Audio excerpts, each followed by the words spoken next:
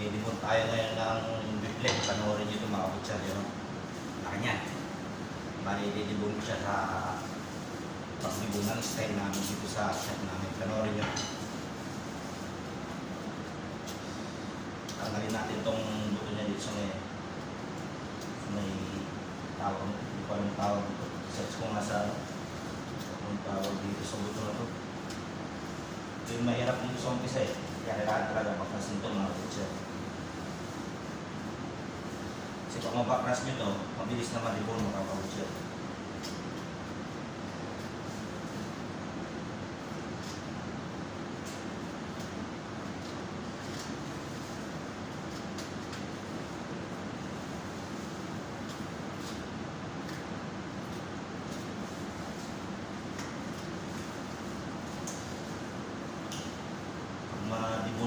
Mabaklas ito dito, mabilis na mga kabutser.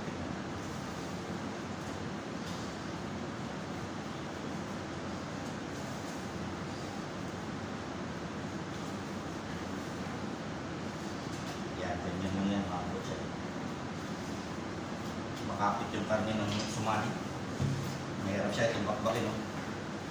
Katulad ng Pakistan tsaka yung mga bihis ka. Yan.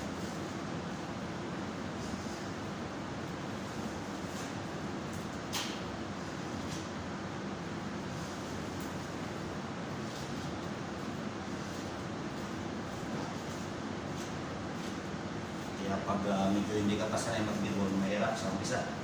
Ano yung mga nagtitraining pa rin. Pero pag medyo sanay na, bilis na mga kabutser. Babaliin na lang yan. Kasi kakalas na yung laman yan sa buto eh. Yan. Yan, yung nagpapahirap sa umpisa eh.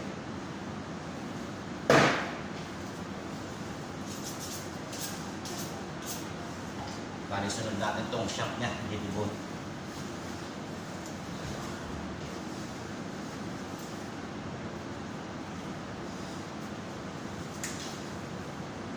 Kasi yung hindi kami bilis-bilit na shank bonin, boneless talaga siya mga kabutser.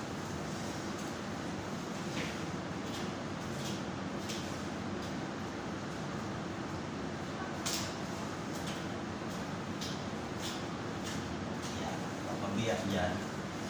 Saka natin sisinsin yung dito yung ano niya. Laman niya yung shank.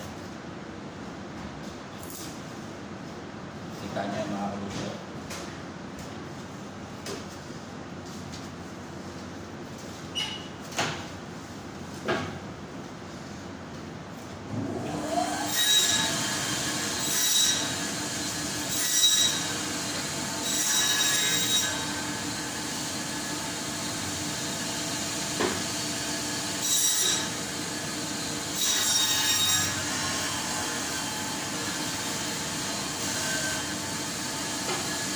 Ibon maro na mga kabutser.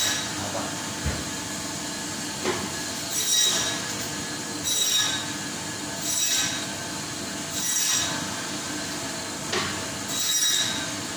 Banda dito, tanggalin natin yung top side.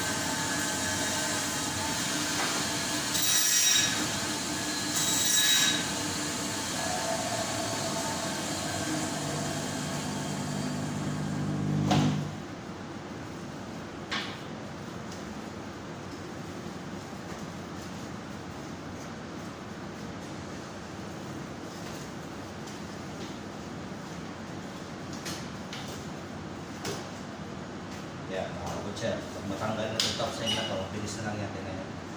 Bali buo pa rin ito na bibibon natin. Pakita ko sa inyo. Buo pa rin siya. Yung buto lang tatanggalin mo sa gitna. Panoorin.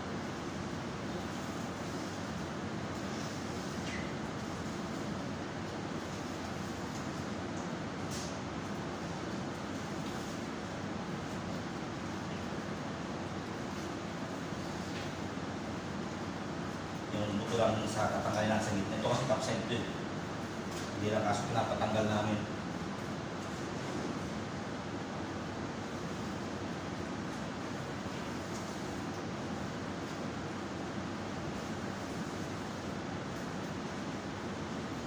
Kita nyo yung buong araw niya mga kabutser. Yan o, bumabaklas na. Ito yung bone marrow niya mga kabutsa.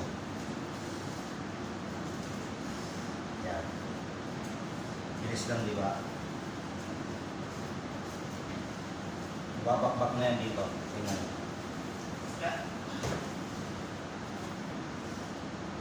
Ganyan lang maglibon ng ano.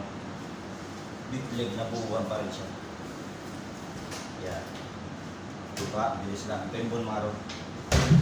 Ito naman yung beef leg kanina na malaki. Tingnan, malaki yan. Mga butya. Bigat. Ayan. Kaya hanggang dito na lang mga butya.